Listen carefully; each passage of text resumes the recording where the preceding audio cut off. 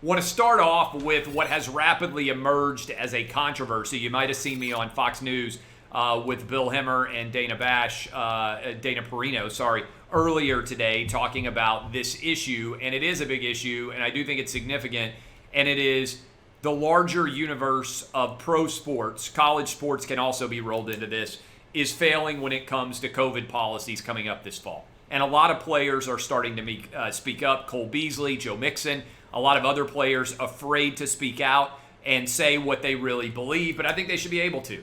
And I think the truth is this: there should be no COVID policy in any pro sports league by the fall. I understand if you started in the winter or the fall of last year, or certainly even the spring of this year, but by the fall, COVID is going to be virtually non-existent in this country because both of vaccines and also because the number of people that have already had COVID and have antibodies right now to the disease. Like me.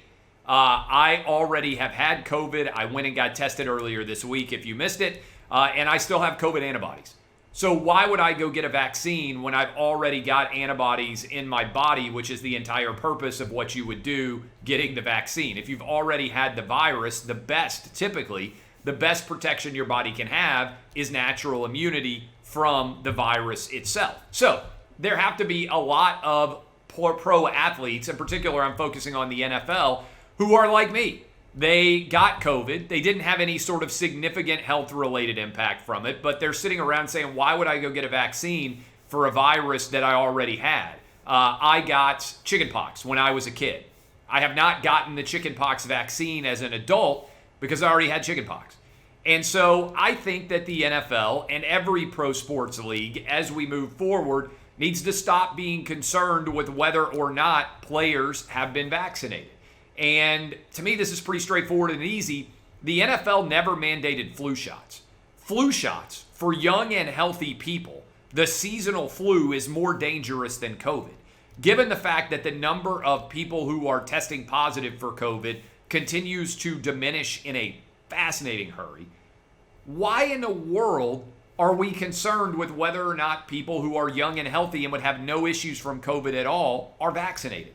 Makes no sense. The NFL has never had a policy when it comes to the flu shot. So why should they have a policy going forward as it pertains to COVID? You should let players make their own decisions. If they want to get the vaccine, they can. If they've already had the COVID, they can go get tested and prove that they had COVID. And if they don't want to get vaccinated at all, that should be their right. Again, I'm not an anti-vaccine person. But after you've already had the virus, why would you feel the need to go get vaccinated for it as well?